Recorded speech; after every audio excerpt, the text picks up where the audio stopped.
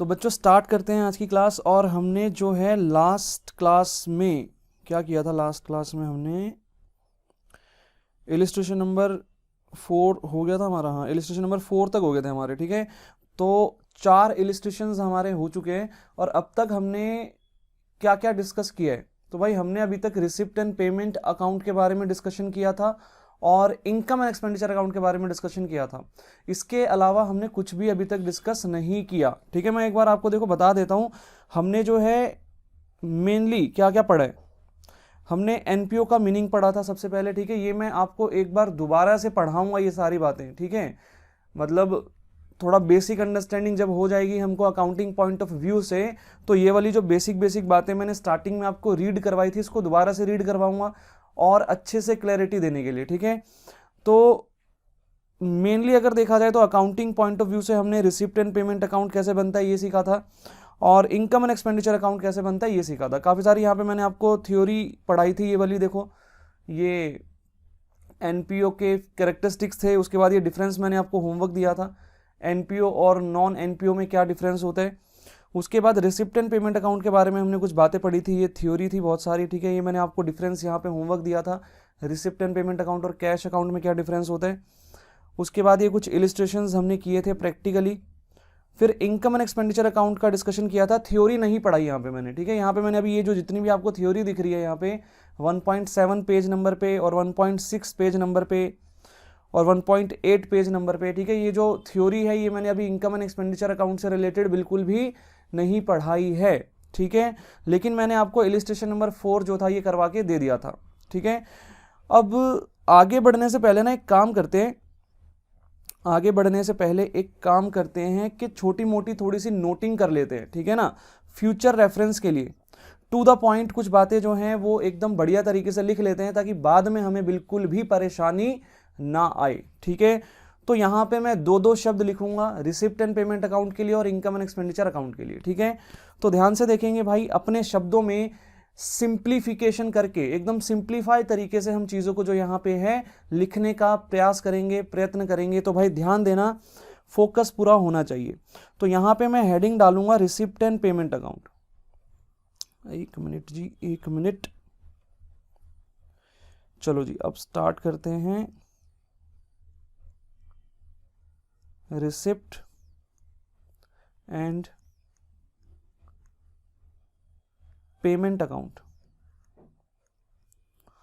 तो आप लोग भी अपनी कॉपी जो है, नोटबुक जो है उसको ओपन कर लीजिए और साथ साथ लिखते जाइए जो जो मैं यहाँ पे लिखूंगा। अब रिसिप्ट एंड पेमेंट अकाउंट से रिलेटेड हमने मेन मेन क्या क्या बातें पढ़ी थी मैं पॉइंट वाइज यहाँ पे लिखूंगा। ठीक है, पॉइंट नंबर 1 यहाँ पे लिखते हैं। पॉइंट नंबर 1, पॉइंट नंबर 1 में मैं यहाँ पे मेंशन करूंगा कि जो रिसिप्ट एंड पेमेंट अकाउंट है वो जस्ट लाइक कैश अकाउंट है, वो जस्ट लाइक कैश अकाउंट है। ठीक है, तो यहाँ पे लिखते हैं भाई receipt and payment account, receipt and, अरे एक मिनट, ये रहा, चलो, receipt and payment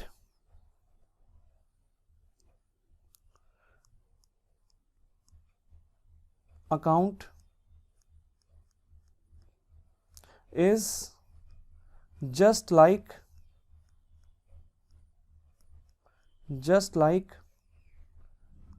cash account. Receipt and payment account is just like cash account. ठीक है, रिसिप्ट एंड पेमेंट अकाउंट जो है वो जस्ट लाइक कैश अकाउंट है भाई, कैश अकाउंट की तरह ही ये होता है। इसका मतलब यहां पे भी ओपनिंग कैश इन हैंड और कैश एट बैंक का ओपनिंग बैलेंस आएगा डेबिट साइड पे, और क्लोजिंग कैश इन हैंड और कैश एट बैंक का क्लोजिंग बैलेंस जो होगा, मतलब हमारा कैश का और बैंक का, वो क्रेडिट साइड पे शो किया जाएगा। ठीक है, टू बैलेंस बीडी और बाय बैलेंस सीडी के नाम से आपने देखा भी होगा, हमने क्वेश्चंस किए थे यहाँ पे। तो ये वाली बात भी इसी पॉइंट में मैं लिख देता हूं कि भाई therefore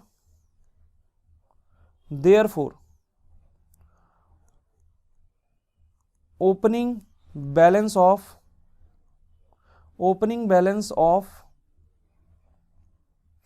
cash in hand, opening balance of cash in hand and cash at bank, cash in hand and cash at bank is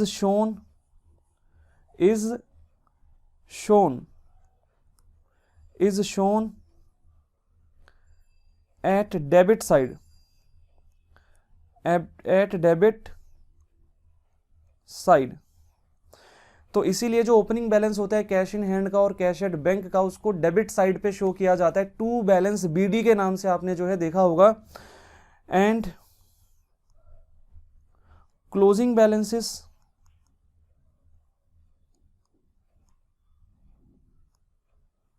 of cash in hand and cash at bank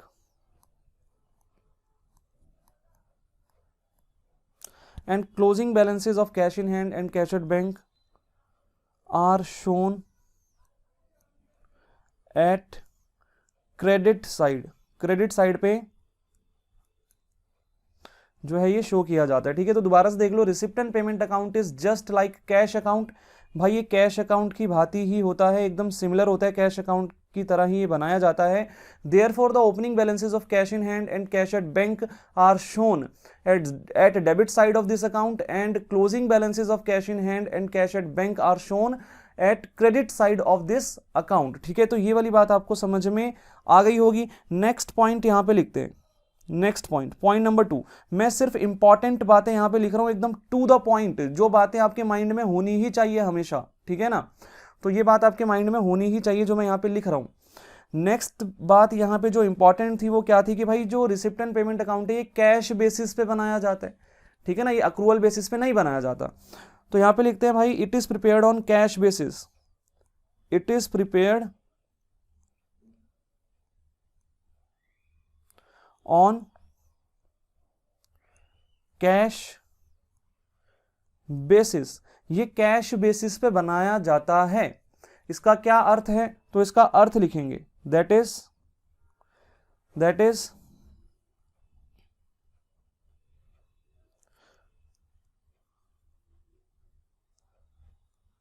actual payments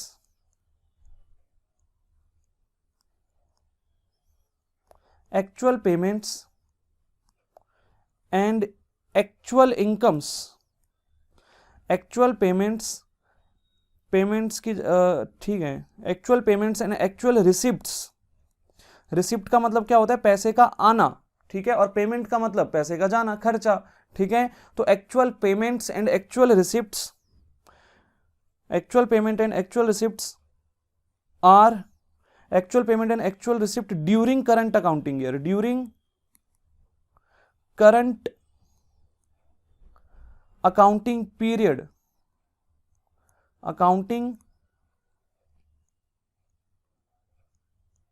period were recorded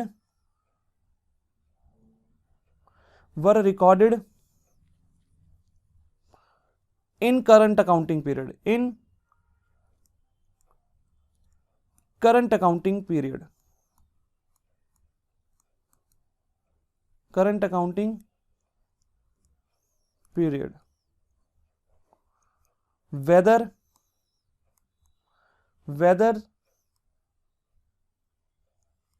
those expenses या फिर those payments,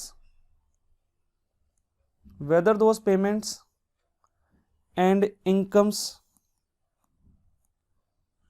relate to any previous or succeeding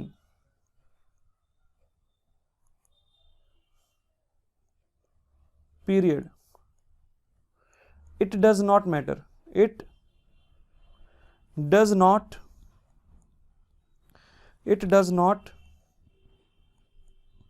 matter। भाई दोबारा देख लो, मैं समझाता हूं एक बार, ये मैंने क्या लिखा।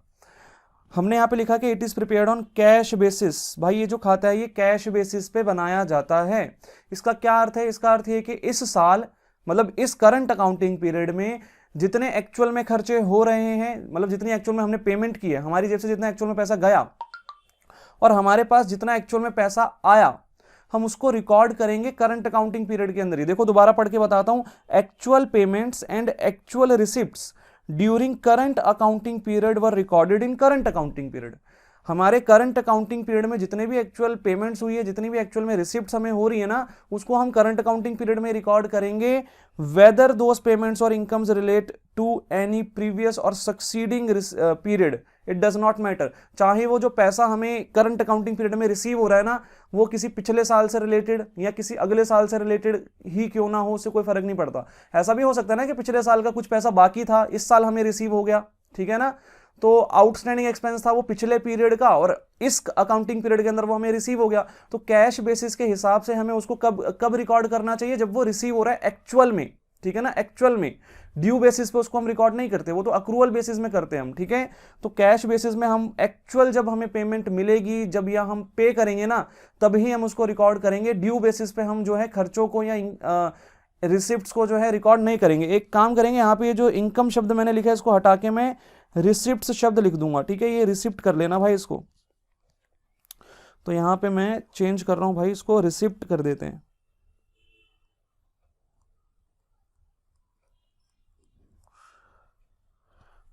ठीक है जी, तो कैश बेसिस पे बनाया जाता है हमारा जो रिसिप्ट एंड पेमेंट अकाउंट है। इट मींस एक्चुअल में जो पेमेंट हुई है करंट अकाउंटिंग पीरियड के अंदर, उसको करंट अकाउंटिंग पीरियड में रिकॉर्ड करेंगे, चाहे वो एक्सपेंसेस जो है वो किसी प्रीवियस अकाउंटिंग पीरियड से रिलेटेड थे या फिर किसी सक्सीडिंग अकाउंटिंग पीरियड से रिलेटेड थे, कोई फर्क नहीं पड़ता।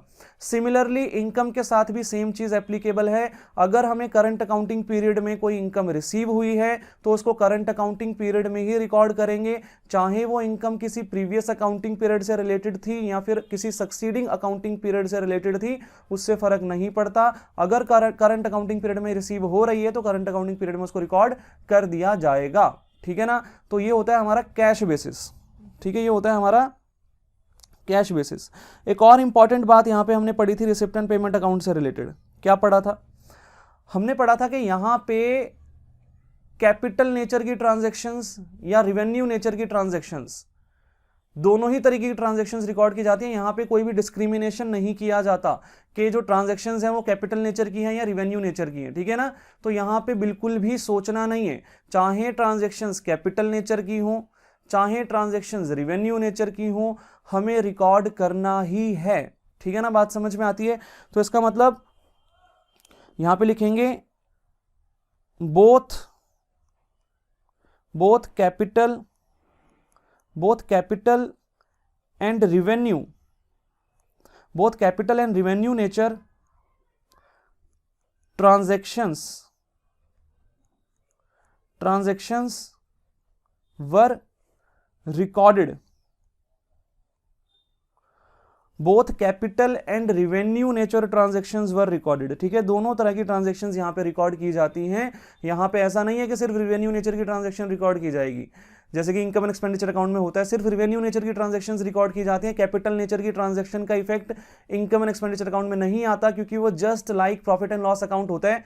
बैलेंस शीट में हम लोग जो है कैपिटल ट्रांजैक्शंस को जो है इफेक्ट उनका शो करते हैं, मतलब, ठीक है। हम इनकम एंड एक्सपेंडिचर अकाउंट में कैपिटल नेचर की ट्रांजैक्शंस को रिकॉर्ड नहीं करते, ठीक है।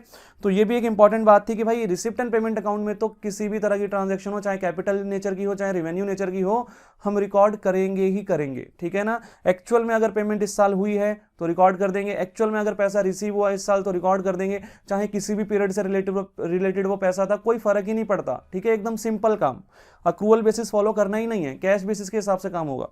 और कोई इंपॉर्टेंट बात यहां पे निकलती है क्या? और कोई इंपॉर्टेंट बात? अच्छा चलो एक चीज और यहां पे मैं डिस्कस कर लेता हूं कि भाई मैंने अभी बताया कि receipt and payment account just like cash account होता है, तो इसका मतलब ये जो खाता है रिसिप्ट एंड पेमेंट अकाउंट, इसका नेचर कैसा होगा? इसका नेचर कैसा होगा भाई? ये रियल नेचर का अकाउंट है। हमने पढ़ा था ना पर्सनल, रियल और नॉमिनल नेचर के खाते होते हैं, 11th क्लास में पढ़ा था हमने।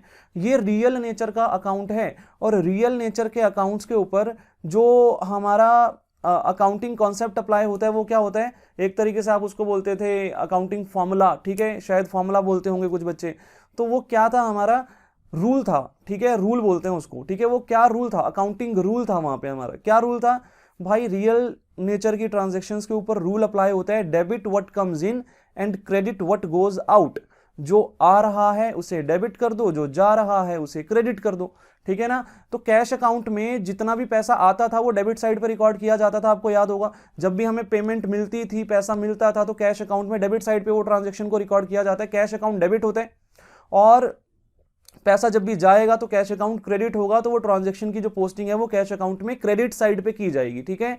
तो इसका मतलब ये कैश अकाउंट की तरह ही बनाया जा रहा है। तो यहां पे भी जो nature of receipt and payment account है वो क्या होगा, रियल नेचर का अकाउंट है। तो यहां पे जो रूल अप्लाई होगा अकाउंटिंग, वो क्या होगा, debit what comes in and credit what goes out. तो ये बात भी यहां पे लिख देते हैं। तो 4th नंबर पे हम लोग यहां पे लिखेंगे कि जो नेचर है रिसिप्ट एंड पेमेंट अकाउंट का वो क्या है, रियल अकाउंट, ठीक है। तो यहां पे लिखते हैं receipt and payment,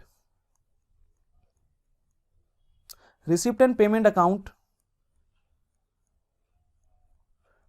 is of real nature, real nature is of real nature, ठीक है। तो ये रियल नेचर का अकाउंट है, रियल अकाउंट है ये एक। और यहां पे रूल क्या अप्लाई होगा, तो भाई रूल क्या अप्लाई होगा, रियल नेचर के खातों का रूल आपको याद होना चाहिए। रूल होता है debit what comes in, debit what comes in and credit what goes out, ठीक है। तो जस्ट लाइक कैश अकाउंट, ठीक है, एकदम कैश अकाउंट की ही तरह। तो ये कुछ मुख्य बातें यहाँ पे हमने जो है रिसिप्ट एंड पेमेंट अकाउंट से रिलेटेड लिखी हैं। इसके अलावा कोई और खास बात यहाँ पे नहीं आएगी, ठीक है। तो इसी से रिलेटेड और पॉइंट भी बन सकते हैं, लेकिन वो लिखने की कोई जरूरत है नहीं। मेन जो मुद्दे की बात थी ना, जो टू द पॉइंट एकदम एग्जैक्ट जो मेन बातें थी वो यहाँ पे मैंने लिख दी हैं, ठीक है, मेन बातें। इसके अलावा कुछ भी मेन नहीं है, ठीक है। तो इनको अच्छे से लिख लेना। और ये सारी चीजें ना प्रैक्टिकली जब हम क्वेश्चंस करेंगे तो माइंड में होंगी तो बहुत अच्छा रहेगा, ठीक है। क्वेश्चन में गलती नहीं होगी और दिमाग तेज चलेगा, आंसर्स जल्दी निकलेंगे थोड़ा सा, ठीक है। तो अब ऐसे ही कुछ पॉइंट्स हम इनकम एंड एक्सपेंडिचर अकाउंट के रिलेशन में लिखेंगे। भाई इनकम एंड एक्सपेंडिचर अकाउंट के बारे में भी हमने थोड़ा सा समझा था, उस दिन एक क्वेश्चन किया था हमने, इलिस्ट्रेशन नंबर 4 किया था हमने। तो आज इनकम एंड एक्सपेंडिचर अकाउंट का भी थोड़ा सा हम नोटिंग कर लेते हैं। Income and expenditure account, income and expenditure account. अब भाई ये जो इनकम एंड एक्सपेंडिचर अकाउंट है, इसका जो मैंने बताया था कि ये कैसे कैसे बनेगा ये, तो भाई ये ना P&L अकाउंट की कॉपी होता है, ठीक है। प्रॉफिट एंड लॉस अकाउंट की कॉपी होता है ये, ठीक है। It is just like profit and loss account, ठीक है। तो लिखते हैं यहां पे income and expenditure account, income and expenditure account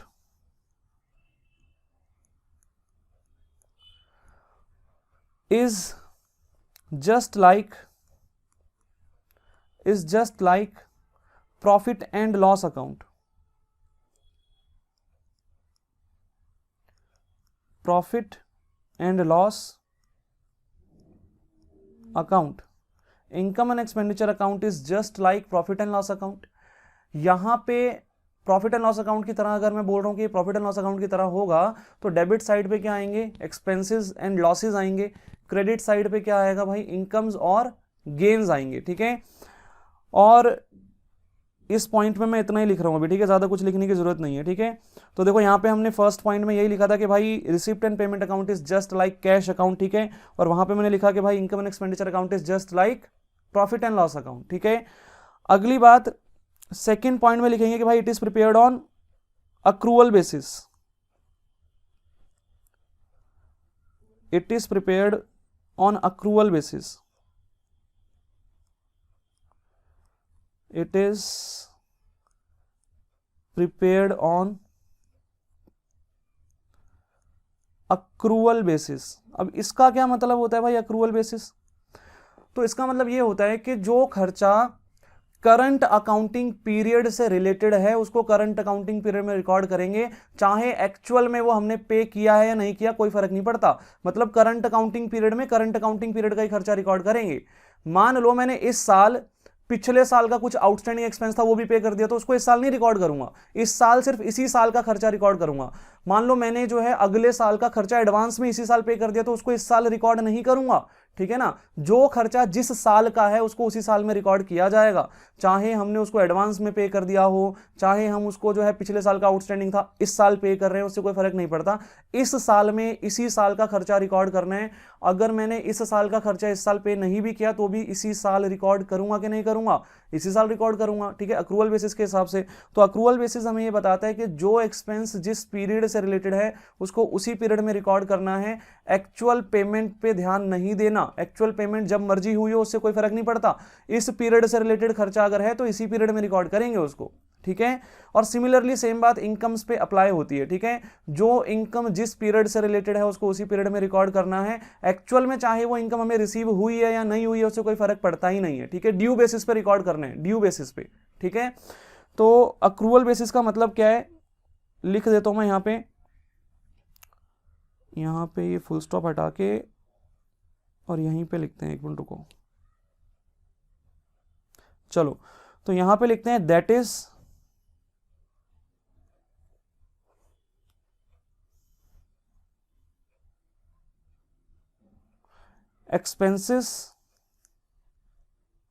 expenses related to, that is expenses related to current accounting period, current accounting period, current accounting period shall be recorded, shall be recorded in current accounting period,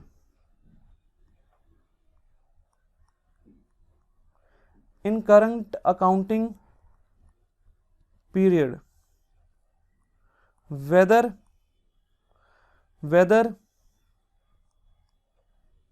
they were actually paid or not, paid or not, ठीक है। तो जो खर्चा current accounting period से related है उसको current accounting period में record करेंगे, चाहे हमने उसको एक्चुअल में पे किया है या नहीं किया उससे कोई फर्क नहीं पड़ता। और सिमिलरली इनकम पे भी ये बात अप्लाई होती है, तो लिखेंगे सिमिलरली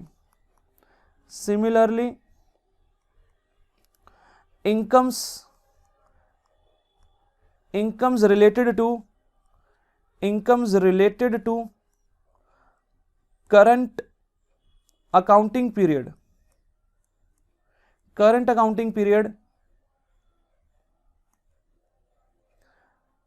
shall be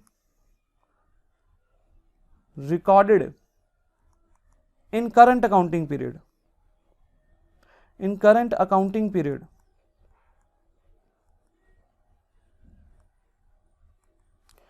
whether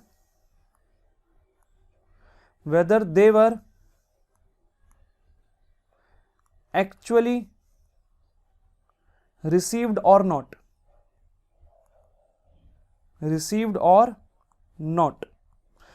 तो जो इनकम करंट अकाउंटिंग पीरियड से रिलेटेड है उसको करंट अकाउंटिंग पीरियड में ही रिकॉर्ड करना है, चाहे वो एक्चुअल में हमें रिसीव हुई है या नहीं हुई है उससे कोई फर्क पड़ता ही नहीं है, ठीक है।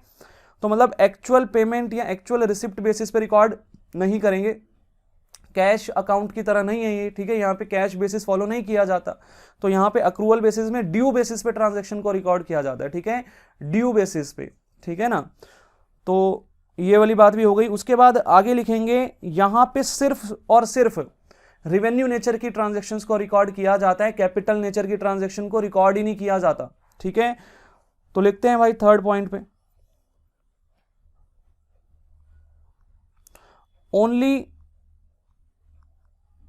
only transactions of revenue nature were recorded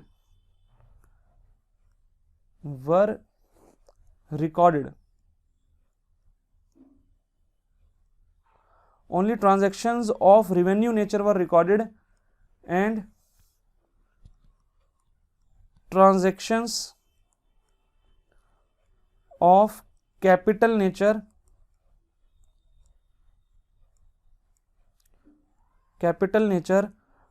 were not recorded। सिर्फ रेवेन्यू नेचर की ट्रांजैक्शंस को रिकॉर्ड किया जाएगा, कैपिटल नेचर की ट्रांजैक्शंस को रिकॉर्ड नहीं किया जाएगा। और लास्ट में एक बात लिखते हैं कि भाई रिसिप्ट एंड पेमेंट अकाउंट जो होता है ना, नॉमिनल नेचर का अकाउंट होता है, तो यहां पे रूल कौन सा अप्लाई होगा, debit all expenses and losses, credit all gains and incomes. ठीक है, तो यहां पे लिखते हैं भाई nature of income and expenditure account क्या होता है। तो income and expenditure account, income and expenditure account is of nominal nature. ये नॉमिनल नेचर का अकाउंट है, और नॉमिनल नेचर के अकाउंट्स में रूल कौन सा अप्लाई होता है, रूल अप्लाई होता है debit all expenses and losses, debit all expenses and losses, credit all gains and incomes, credit all gains माने प्रॉफिट एंड इनकम्स। तो सारे एक्सपेंसेस और लॉसेस को डेबिट करना है हमें, डेबिट साइड पे लिखेंगे हम एक्सपेंसेस और लॉसेस को, जैसे P&L अकाउंट में होता था। ठीक है, और क्रेडिट साइड पे हम क्या करेंगे, इनकम्स और गेन्स को लिखेंगे जैसे कि P&L अकाउंट में होता था। और नॉमिनल नेचर का अकाउंट है तो बैलेंसिंग फिगर या तो प्रॉफिट होगा या लॉस होगा। ठीक है, हालांकि एनपीओ के केस में हम प्रॉफिट को प्रॉफिट नहीं बोलते, सरप्लस बोलते हैं, और लॉस को लॉस नहीं बोलते, डेफिसिट बोलते हैं। ठीक है, तो वो चीज़ भी हम जो है आगे जाके लिख लेंगे, यहाँ पे कोई दिक्कत नहीं आएगी। ठीक है, तो ये मेन बातें मैंने यहाँ पे जो है कैश अकाउंट मतलब sorry receipt and payment account और इनकम एंड एक्सपेंडिचर अकाउंट से रिलेटेड आपको जो है बता दी हैं। और इतनी बातें आपके माइंड में अगर आपको समझ में आ गई है तो अकाउंटिंग में दिक्कत नहीं होगी। ठीक है, अकाउंटिंग तो बहुत बढ़िया तरीके से हो ही जाएगी। अब आ जाते हैं भाई अपनी बुक के अंदर, और मैंने आपको इलिस्ट्रेशन नंबर क्या करवाया था, 4 करवा दिया था। ठीक है, तो इलिस्ट्रेशन नंबर 4 हो गया था हमारा, इनकम एंड एक्सपेंडिचर अकाउंट यहाँ पे हमने बनाया था। अब नेक्स्ट पेज पे हमें जो है ये डिफरेंस दिया गया है इनकम एंड एक्सपेंडिचर अकाउंट और P&L अकाउंट के बीच में, ये आप लोग जो है खुद से रीड करेंगे। उसके बाद हमारे पास यहाँ पे रिसिप्ट एंड पेमेंट अकाउंट और इनकम एंड एक्सपेंडिचर अकाउंट के बीच में डिफरेंस है, ये भी आप, हालांकि ये मैंने अभी जो थ्योरी लिखवाई है वहीं पे आपको समझ में आ गया होगा इन दोनों के बीच का अंतर क्या है। ठीक है, और आगे हमें बैलेंस शीट का यहाँ पे टॉपिक दिया हुआ है, ये अभी हम नहीं पढ़ रहे हैं क्योंकि ये आपको ऑलरेडी आता है। ठीक है, ये मैं सीधा प्रैक्टिकली करवाऊंगा आपको, इसको अभी मैं नहीं पढ़ा रहा। चलो जी, मेन चीज़ पे आ जाते हैं। ठीक है, 1.13 पेज नंबर पे आ जाते हैं। अब बीच में बैलेंस शीट वाला टॉपिक मैंने अभी नहीं कवर अप किया, तो ये मत सोचना कराऊंगा ही नहीं। ठीक है, कुछ बच्चे क्या बोलते हैं, सोचते हैं भैया आपने स्किप कर दिया वो टॉपिक, आप कराओगे ही नहीं। ऐसा नहीं है भाई, हर चीज़ का एक टाइम होता है, सही टाइम आने पे वो चीज़ समझ में आ जाएगी। ठीक है, अभी उसको डिस्कस करना हमारे लिए सही नहीं है। ठीक है, तो अभी हम क्या पढ़ेंगे, अभी हम यहाँ पे जो आपको टॉपिक दिख रहा है ना 1.13 पेज नंबर पे, fund based accounting, super duper important topic है। अगर ये टॉपिक आपको समझ में नहीं आया तो आपको एनपीओ ही नहीं आएगा। ठीक है ना, एनपीओ की जान है ये। ठीक है, एनपीओ जो टॉपिक है ना हमारा, इस टॉपिक की बैकबोन है क्या, fund based accounting. Fund based accounting का अगर कॉन्सेप्ट समझ में आ गया तो एनपीओ तो आ ही गया समझ में। ठीक है, तो अब हमें ये समझना पड़ेगा कि ये फंड बेस्ड अकाउंटिंग क्या होता है भाई साहब, ये क्या होता है। देखो अगले पेज तक ये नोटिंग जा रही है सारी की सारी ऐसे करके, और उससे अगले पेज पे भी यहाँ तक। ठीक है, तो यहाँ तक ये पूरी की पूरी नोटिंग है। पेज नंबर है अपना 1.15। ठीक है, 1.15 पेज नंबर पे सारी की सारी नोटिंग है। फिर एक इलिस्ट्रेशन भी आपको यहाँ पे मिलेगा, इलिस्ट्रेशन नंबर 5। उसके बाद आगे और भी कुछ इलिस्ट्रेशंस हैं इस टॉपिक से रिलेटेड, इलिस्ट्रेशन 6 है, इलिस्ट्रेशन 7 भी है, 8 भी है, और बस इतना ही। ठीक है, तो इलिस्ट्रेशन 5, 6, 7, 8, 5, 6, 7, 8 4 इलिस्ट्रेशन इसी टॉपिक से रिलेटेड हमारे सॉल्व हो जाएंगे अगर ये टॉपिक हमें समझ में आ गया। ठीक है, और ये टॉपिक ऐसा है कि अगर ये समझ में आ गया तो एनपीओ ही समझ में आ जाएगा। ठीक है, एनपीओ ही समझ में आ जाएगा, एनपीओ की बैकबोन है। ठीक है ना, एनपीओ वाले टॉपिक की बैकबोन है ये, तो थोड़ा सा ध्यान रखना भाई। चलो जी, तो स्टार्ट करते हैं भाई यहाँ पे हम लोग फंड बेस्ड अकाउंटिंग, ठीक है, फंड बेस्ड अकाउंटिंग हम लोग शुरू करेंगे यहाँ पे। और सबसे पहले तो यहाँ पे फंड का मतलब क्या होता है, ठीक है, फंड का मतलब क्या होता है। तो देखो फंड मींस, अरे यार ये एक मिनट रुक जाओ,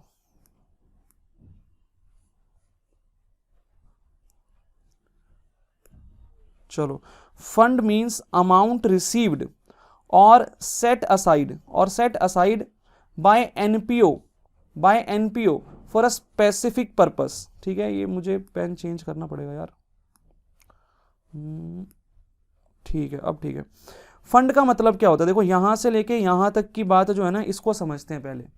fund means the amount received, fund means the amount received और सेट असाइड जो साइड में रख दिया हमने, ठीक है। Fund means the amount received और set aside by the NPO के द्वारा जो अमाउंट रिसीव किया गया है या फिर जो उसने साइड में रख दिया सेट असाइड, ठीक है, एक स्पेसिफिक पर्पस के लिए उसको बोला जाता है फंड। अब सुनो ध्यान से, मैं बोलता हूं भाई मैं एक स्पोर्ट्स क्लब में गया, ध्यान से सुनना, मैं एक स्पोर्ट्स क्लब में गया और वहां पे जाके मैंने उनको डोनेशन दिया, वो जो मैं डोनेशन उनको दे रहा हूं वो उनके लिए क्या है, फंड है, वो फंड है। और जब मैंने डोनेशन दिया ना, तो यहां पे दो एग्जांपल लेते हैं। मैं स्पोर्ट्स क्लब में गया, पहला एग्जांपल सुनना ध्यान से, मैं स्पोर्ट्स क्लब में गया, मैंने उनको 1 लाख रुपीस का डोनेशन दिया और मैंने उनको कुछ भी नहीं बताया कि ये जो 1 लाख रुपया मैं दे रहा हूं इसको किस पर्पस के लिए यूज करना। दोबारा सुन लो, मैं एक एनपीओ में गया, मैं एक स्पोर्ट्स क्लब में गया, मैंने वहां पे जाके 1 लाख रुपए का डोनेशन दे दिया और मैंने स्पेसिफाई नहीं किया कि इस 1 लाख को किस पर्पस के लिए यूज करोगे, मैंने उनको नहीं बताया। मतलब उनके ऊपर है, वो जिस भी पर्पस के लिए यूज करना चाहें, अपने एनपीओ से रिलेटेड जिस भी पर्पस के लिए वो यूज करना चाहें, क्योंकि एनपीओ में तो बहुत सारे काम होते होंगे ना, स्पोर्ट्स क्लब के अंदर काफी सारी एक्टिविटीज होती होंगी, तो मैंने स्पेसिफिकली बताया ही नहीं कि किस एक्टिविटी के लिए इसको यूज करना, मैंने नहीं बताया। तो वो लोग अपनी मर्जी से जिस मर्जी एक्टिविटी के लिए उसको यूज कर सकते हैं, ठीक है ना। बात यहां पर यह आती है कि जो पैसा मैंने उनको दिया उनके लिए वो क्या है, फंड है। क्या है वो उनके लिए, फंड। उनकी फंडिंग हो रही है मेरे डोनेशन देने से। डोनेशन जो है वो फंडिंग का सोर्स है, डोनेशन, चैरिटी या अपने मेंबर्स के थ्रू जो मेंबरशिप फीस कलेक्ट करता है एनपीओ, मतलब जितने भी तरह की रिसिप्ट्स आती है ना एनपीओ के पास, वो सारी उसकी फंडिंग होती है। पैसा आने के जितने भी सोर्सेज हैं वो सब फंड्स इकट्ठा करके देते हैं एनपीओ को, बात खत्म, ठीक है। Fund means the amount received और set aside for a specific purpose by NPO, बात खत्म। Fund means the amount received और सेट असाइड, या तो हमने रिसीव किया या हमने पहले से रिसीव कर रखा था, हमने ना साइड में उसको इकट्ठा करके रखा हुआ है किसी स्पेसिफिक पर्पस के लिए, कि भाई उसको एक स्पेसिफिक पर्पस के लिए हम यूज कर लेंगे बाद में, तो उसको क्या बोलते हैं, उसको बोलते हैं फंड। एक दूसरा एग्जांपल देखो, मैं एनपीओ में गया, मैं एक स्पोर्ट्स क्लब में चला गया और मैंने वहां पे जाके बोला कि भाई मैं 1 लाख रुपए दे रहा हूं, लेकिन इस 1 लाख को जो है पेविलियन बनाने के लिए यूज करना। पेविलियन क्या होता है, पेविलियन जहां पे ऑडियंस बैठती है। आपने कभी क्रिकेट मैच देखा होगा, तो क्रिकेट मैच में जहां पे ऑडियंस बैठती है ना, वो जो सिटिंग अरेंजमेंट होता है चारों तरफ, उसको बोलते हैं पेविलियन, ठीक है। तो मैंने उनको जाके स्पेसिफिकली बोला कि ये जो 1 लाख है ना, इसको पेविलियन बनाने के लिए ही यूज करना। तो मैंने जो उनको पैसा दिया वो एक स्पेसिफिक काम के लिए दे दिया, ठीक है। तो ये मेरा स्पेसिफिक फंड था। मतलब फंड जो है वो जनरल पर्पस के लिए भी हो सकता है। जनरल पर्पस का मतलब जो मेरा पहला वाला एग्जांपल था, फर्स्ट एग्जांपल, मैं एनपीओ के पास गया, मैंने 1 लाख दिया और मैंने कुछ भी स्पेसिफाई नहीं किया कि किस पर्पस के लिए यूज करना है वो पैसा, तो उसको बोला जाएगा जनरल फंड। और एक दूसरे तरीके का फंड मैंने बताया, स्पेसिफिक फंड का मतलब वो वाला फंड जिसके लिए मैंने स्पेसिफाई किया था कि इसको किस पर्पस के लिए यूज करना है, ठीक है। तो मैं कौन हूं, मैं डोनेशन देने जा रहा हूं, मैं, ठीक है, मैं डोनर हूं, ठीक है। और जिसको मैं डोनेशन दूंगा वो डोनी होगा, ठीक है, डोनर और डोनी, ठीक है। अभी आगे जाके ये टर्म्स हम पढ़ेंगे, इसमें लिखा भी हुआ है, ठीक है। तो एनपीओ क्या है, वो डोनी है, ठीक है, और मैं क्या हूं, डोनर हूं मैं। तो जब मैं एनपीओ के पास जाऊंगा डोनेशन देने के लिए, तो मैं अगर स्पेसिफाई नहीं कर रहा कि ये डोनेशन किस पर्पस के लिए यूज करनी है, तो वो किसी भी पर्पस के लिए यूज कर सकते हैं। उस फंड को बोला जाएगा जनरल फंड। जनरली किसी भी पर्पस के लिए यूज किया जा सकता है एनपीओ के दायरे के अंदर, एनपीओ की एक्टिविटीज के अंदर। अब ऐसा नहीं है कि मैंने एनपीओ को फंड दिया और एनपीओ के जो ट्रस्टीज हैं वो अपने घर के खर्चे कर रहे हैं उसे, ऐसा नहीं है। जनरल फंड को भी एनपीओ के ही किसी ना किसी पर्पस के लिए यूज करना है, किसी भी पर्पस के लिए, ठीक है। लेकिन स्पेसिफिक फंड में क्या होता है, स्पेसिफिक फंड में मैं स्पेसिफाई कर दूंगा कि इससे बिल्डिंग बनवा देना, या इससे पेविलियन बनवा देना, या इससे लाइब्रेरी खुलवा देना, ठीक है। इस टाइप से, मतलब मैं एक स्पेसिफिक उनको जो है एक आदेश दे के आऊंगा कि ये जो मेरा पैसा है ना, इसको इसी चीज के लिए यूज करना और किसी चीज के लिए यूज मत करना, तो वो होता है स्पेसिफिक फंड, ठीक है। तो अभी तो हमें सिर्फ इतना समझना है कि भाई फंड क्या होता है। Fund means the amount received और set aside by NPO for a specific purpose. हाँ, यहां पे ये जो शब्द लिखे हैं ना, फॉर अ स्पेसिफिक पर्पस, ये गलत है। कैसे? क्योंकि मैंने बताया जनरल पर्पस के लिए भी फंड दिया जा सकता है, ठीक है ना। तो जनरल पर्पस के लिए भी फंड दिया जा सकता है। अभी आगे जाके, हालांकि इसी बुक में लिखा हुआ है काफी कुछ, ठीक है, तो पढ़ेंगे अभी। आगे देखते हैं आगे इन्होंने क्या लिखा है। आगे इन्होंने लिखा है भाई, fund amount along with the income earned on the fund cannot be used for the purpose other than those for which it is received or set aside। अब सुनो ध्यान से समझना बात को। मैं एक एनपीओ के पास गया, मैंने 1 लाख रुपए का वहां पे डोनेशन दिया, 1 लाख रुपए का मैंने वहां पे डोनेशन दिया, और मैंने बोला ये जो 1 लाख है इसका यूज आप कहां पे करना, पेविलियन बनाने के लिए यूज करना। बात को समझना ध्यान से। मैं एक एनपीओ के पास गया, विजिट किया मैंने वहां पे, मैंने उनको 1 लाख का डोनेशन दिया, और वो स्पेसिफिक डोनेशन था। मैंने पेविलियन बनाने के लिए, पेविलियन की कंस्ट्रक्शन के लिए वो 1 लाख रुपया उनको दिया। इतनी बात समझ में आती है। अब उन लोगों ने क्या किया, उन लोगों ने ना उस 1 लाख को इन्वेस्ट कर दिया कहीं, ऐसा होता है, ठीक है। उन लोगों ने क्या किया, उस 1 लाख रुपए को कहीं ना कहीं इन्वेस्ट कर दिया, और मान लेते हैं उन्होंने बैंक में जमा करवा दिया, क्योंकि पेविलियन बनाने में अभी उनको टाइम लगना था, और भी लोगों से डोनेशन इकट्ठी करनी थी उनको। मेरे 1 लाख रुपए से तो पेविलियन नहीं बनेगा ना, और भी लोग उसमें कंट्रीब्यूट करेंगे। तो अभी वो पैसा जोड़ रहे थे, तो उन्होंने क्या किया, वो 1 लाख रुपया बैंक में एफडी करवा दी, उसकी एफडी करवा दी, ठीक है, कि हम पेविलियन जो है वो 3 साल बाद बनाएंगे, 3 साल तक हम पैसा इकट्ठा कर रहे हैं, क्योंकि इसमें बहुत सारे पैसों की जरूरत पड़ेगी, लाखों रुपए की जरूरत पड़ेगी, तो तब तक पैसा इकट्ठा हो जाएगा। तो उन्होंने वो 1 लाख मेरा जो था वो 3 साल के लिए मान लेते हैं उसकी एफडी करा दी, ठीक है। अब 3 साल के लिए वो जो एफडी उन्होंने कराई, उस पर उसको ब्याज भी मिलेगा कि नहीं मिलेगा, एनपीओ को ब्याज भी मिलेगा। तो हुआ क्या, मेरा जो फंड था ना, मैंने उनको 1 लाख दिया था, उस 1 लाख रुपए पे उन्होंने इनकम भी अर्न कर ली, इंटरेस्ट की इनकम। बात को समझना ध्यान से। मेरा 1 लाख उन्होंने कहीं पे इन्वेस्ट कर दिया, और उससे उन्होंने, इन्वेस्टमेंट से उन्होंने क्या किया, इंटरेस्ट की इनकम अर्न कर ली, ठीक है, इंटरेस्ट की इनकम अर्न कर ली। अब वो जो इंटरेस्ट की इनकम है ना, वो वाली इनकम भी उसको पेविलियन बनाने में ही यूज करनी पड़ेगी, वो किसी और काम के लिए यूज नहीं कर सकते। अब सुनो ध्यान से, फंड का पैसा, ध्यान से सुनना, फंड का पैसा और फंड से जुड़ी हुई इनकम का पैसा दोनों ही स्पेसिफिक पर्पस के लिए यूज किए जाएंगे, किसी और पर्पस के लिए यूज नहीं किए जाएंगे। दोबारा सुन लो, मैं एनपीओ के पास गया, मैंने बोला 1 लाख रुपए का पेविलियन के लिए मैं पैसा दे रहा हूं तुमको, तो पेविलियन ही बनवाना है इस 1 लाख में से।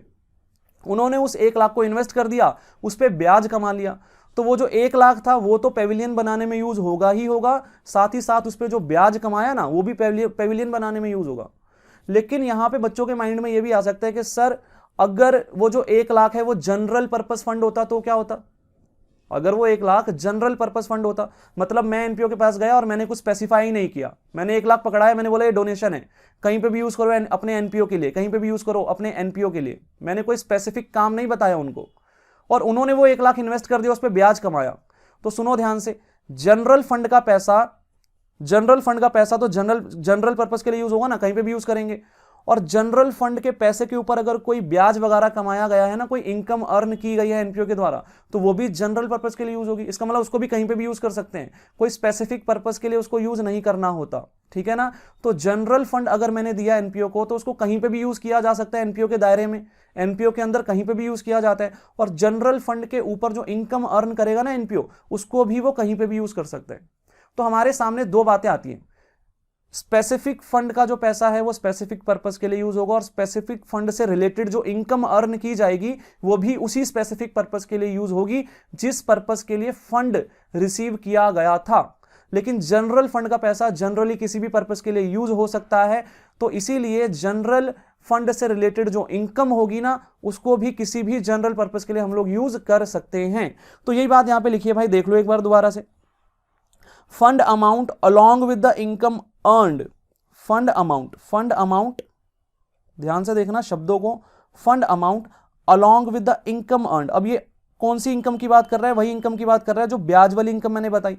फंड का amount along with the income earn on the fund, उस फंड पे जो हमें इनकम अर्न हुई है, वो 1 लाख रुपए के ऊपर जो मुझे इनकम अर्न हुई थी, ब्याज जो अर्न हुआ था, उसकी यहां पे बात चल रही है। वो कह रहा है can not be used for the purpose other than those for which it is received और सेट असाइड। वो कह रहा है भाई ये जो फंड का पैसा रिसीव हुआ था और उससे रिलेटेड जो इनकम हमने अर्न की है, ये वाला जो पैसा है इसको उसी काम के लिए हम यूज कर सकते हैं जिस काम के लिए हमने ये पैसा रिसीव किया, किसी और काम के लिए हम इसको यूज नहीं कर सकते। दोबारा पढ़ के देख लो, fund amount along with the income earned on fund cannot be used for the purpose other than those for which it is received or set aside। जिस काम के लिए हमने उसको रिसीव किया था उसी काम के लिए यूज करना है, उसके अलावा किसी और काम के लिए हम उसको यूज नहीं कर सकते।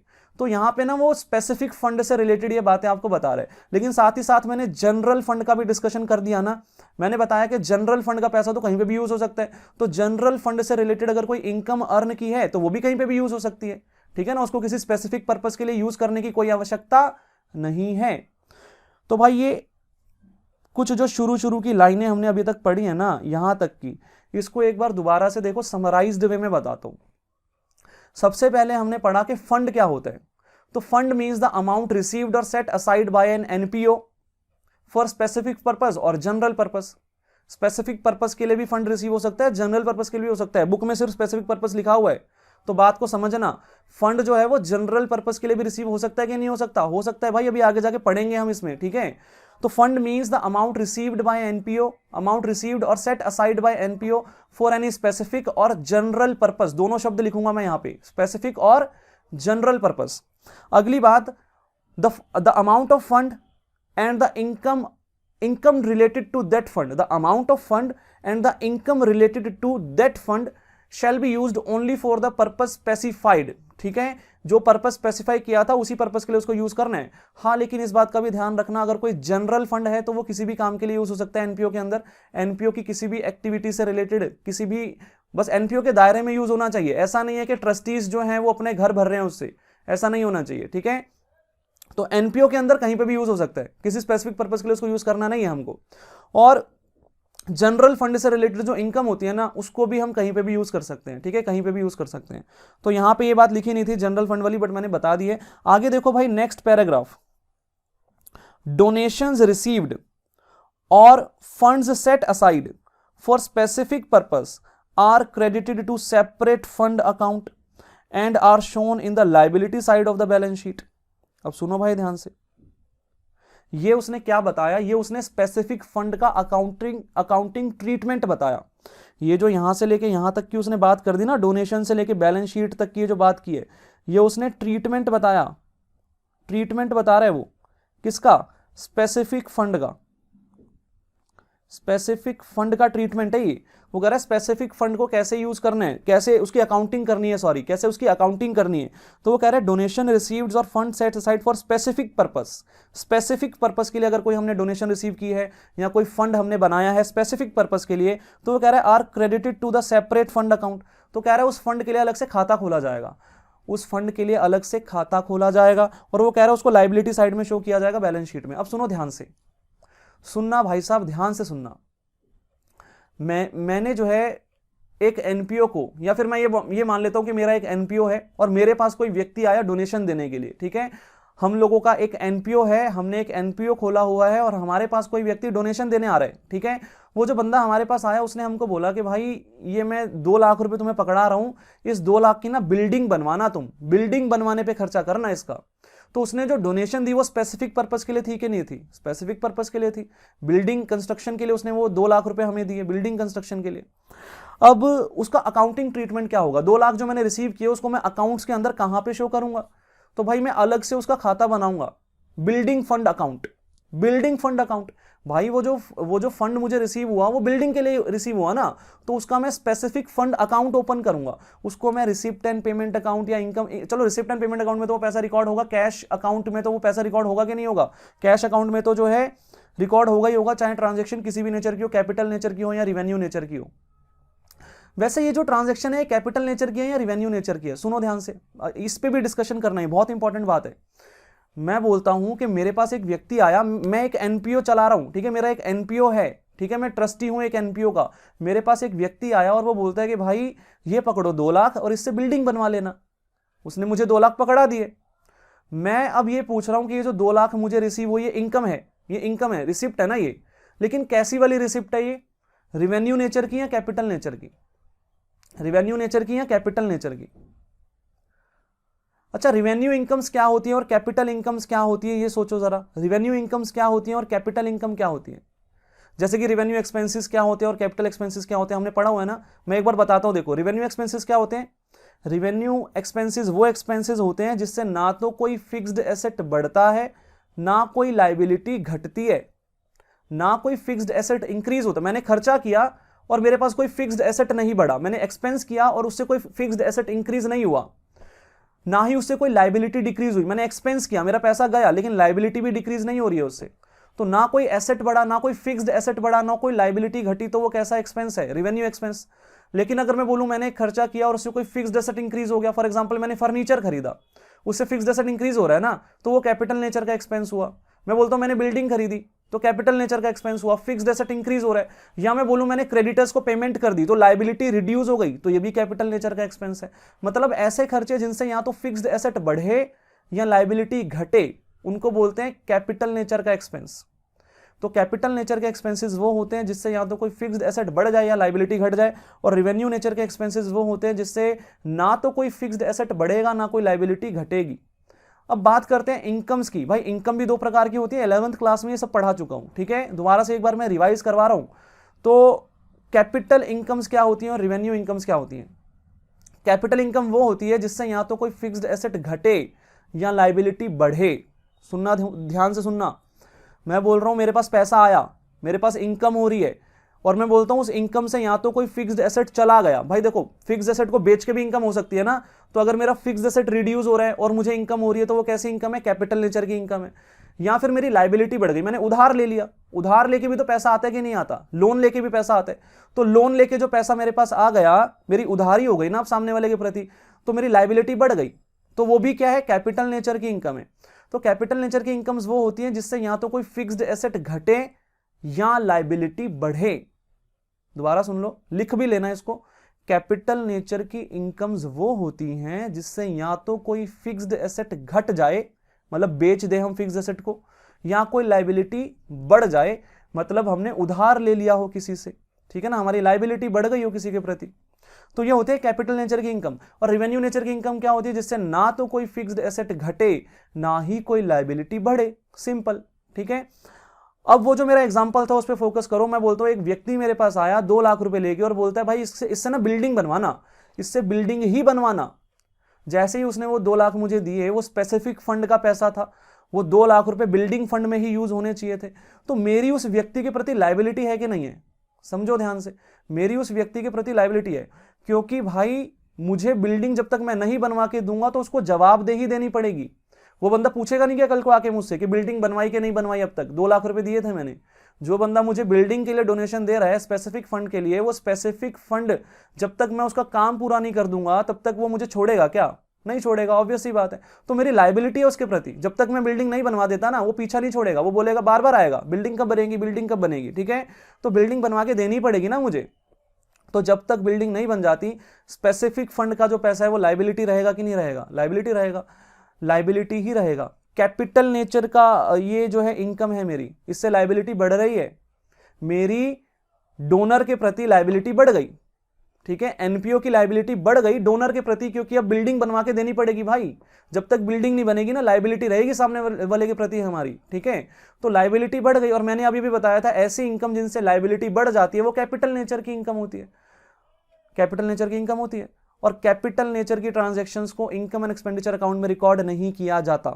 कैपिटल नेचर की ट्रांजैक्शंस को इनकम एंड एक्सपेंडिचर अकाउंट में रिकॉर्ड नहीं किया जाता। तो ये जो स्पेसिफिक फंड का पैसा मुझे रिसीव होगा, वो जो बिल्डिंग बनाने के लिए वो मुझे डोनेशन देके गया, क्या उस पैसे को मैं इनकम एंड एक्सपेंडिचर अकाउंट में लिखूंगा? क्या क्रेडिट साइड पे, इनकम साइड पे लिखूंगा क्या उसको? मैं नहीं लिखूंगा, क्योंकि ये कैपिटल नेचर की ट्रांजेक्शन है, इससे लाइबिलिटी बढ़ गई, इस इनकम से लाइबिलिटी बढ़ गई। तो कैपिटल नेचर के ट्रांजैक्शन को रिकॉर्ड नहीं किया जाएगा। हाँ, रिसिप्ट एंड पेमेंट अकाउंट में मैं इसको जरूर लिखूंगा रिसिप्ट साइड पे, क्योंकि वहां पे तो कैपिटल नेचर की ट्रांजैक्शंस को भी रिकॉर्ड किया जाता है और रेवेन्यू नेचर की ट्रांजैक्शंस को भी रिकॉर्ड किया जाता है। तो यहां पे स्पेसिफिक डोनेशंस का हमें अकाउंटिंग ट्रीटमेंट क्या बता रखा है कि भाई उसके लिए हमें अलग से खाता खोलना पड़ेगा, स्पेसिफिक फंड अकाउंट ओपन करना पड़ेगा, और वो जो फंड हमें रिसीव हो रहा है वो लाइबिलिटी है हमारी, तो लाइबिलिटी साइड पे शो होगा वो, ठीक है, बैलेंस शीट के अंदर।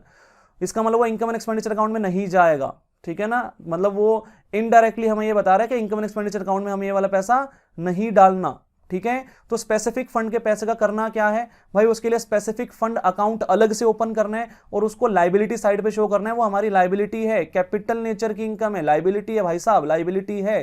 कैपिटल नेचर की इनकम दो ही प्रकार की होती है, या तो एसेट घट गया होगा, एसेट को बेच के पैसा आया होगा, या फिर लाइबिलिटी इनकम होगी। और यहाँ पे तो लाइबिलिटी इनकम हो रही है, हमें सामने वाले को बिल्डिंग बनवा के देनी पड़ेगी, ठीक है। तो यही बात यहाँ पे लिखी है, दोबारा से एक बार पढ़वा देता हूं मैं। यहाँ पे लिखा है डोनेशंस रिसीव्ड और funds set aside for specific purpose are credited to separate fund account. वो कह रहा है उसके लिए सेपरेट फंड अकाउंट खोलना पड़ेगा हमको, ठीक है। And are shown in the liability side of the balance sheet, और लाइबिलिटी साइड पे शो किया जाएगा। बैलेंस शीट के अंदर कैपिटल नेचर की इनकम है, लाइबिलिटी बड़ी है यहाँ पे हमारी, ठीक है ना। स्पेसिफिक फंड जब भी रिसीव होगा लाइबिलिटी इंक्रीज होगी। जब तक मैं वो स्पेसिफिक पर्पस के लिए उस पैसे को लगा नहीं दूंगा ना, तब तक मेरी लाइबिलिटी रहेगी डोनर के प्रति, ठीक है। तो इसलिए लाइबिलिटी साइड पे मैं ये शो करूंगा और उसके लिए सेपरेट फंड अकाउंट खोलूंगा। इनकम एंड एक्सपेंडिचर अकाउंट में नहीं लिखूंगा, क्योंकि कैपिटल नेचर की ट्रांजैक्शंस को इनकम एंड एक्सपेंडिचर अकाउंट में रिकॉर्ड नहीं किया जाएगा। हाँ, रिसिप्ट एंड पेमेंट अकाउंट में रिसिप्ट साइड पे जरूर मैं उसको नोट करूंगा, क्योंकि यहाँ पे कैपिटल नेचर की ट्रांजैक्शंस भी रिकॉर्ड की जाती हैं और रेवेन्यू नेचर की ट्रांजैक्शंस भी रिकॉर्ड की जाती हैं रिसिप्ट एंड पेमेंट अकाउंट के अंदर। आगे बढ़ते हैं भाई, इनकम्स फ्रॉम। अब ये सारी बातें ना माइंड में प्लीज समझना, देखो बहुत डिटेल में पढ़ा रहा हूं, ठीक है, और समझ में तभी आएगा जब समझने की कोशिश करोगे, अदरवाइज कुछ समझ में नहीं आएगा, ठीक है। और इस टॉपिक पे एक क्लास और लगने वाली है, ये बहुत ज्यादा इंपॉर्टेंट टॉपिक है। अगर ये समझ में आ गया, समझ लो एनपीओ ही समझ में आ गया। एनपीओ में कुछ है नहीं, अगर फंड बेस्ड अकाउंटिंग समझ में आ गई ना, तो एनपीओ एकदम मतलब टुच्चा सा चैप्टर है, ठीक है। ये भगवान का प्रसाद है, ठीक है। तो इसको बस मजे मजे में हो जाएगा, कोई दिक्कत नहीं आएगी, ठीक है। बहुत ही आसान चैप्टर है।